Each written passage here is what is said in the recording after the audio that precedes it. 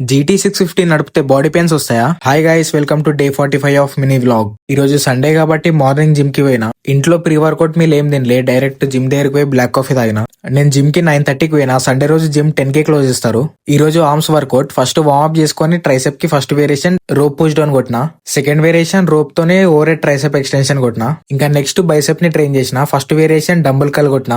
Second variation rope తో hammer calls కొట్టిన. నేను జిమ్ కి పోయిందే 9:30 కాబట్టి హాఫ్ అన్ అవర్ లో 2 వేరియేషన్ చేసి వర్కౌట్ ని కంప్లీట్ చేసుకున్నా. ఇంకా ఇంటికి వెళ్లి పోస్ట్ వర్కౌట్ మీల్ తినేసిన.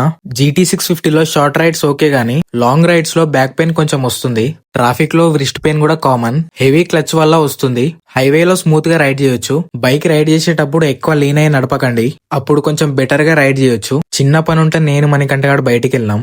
ఇంకా వర్క్ కంప్లీట్ అయిన తర్వాత టీ తాగి వాని డ్రాప్ చేసి నేను ఇంటికి వెళ్ళిపోయినా. నైట్ శివరాంగాడు నేను ఇద్దరం కలిసి షాపింగ్ కి పోయినాం.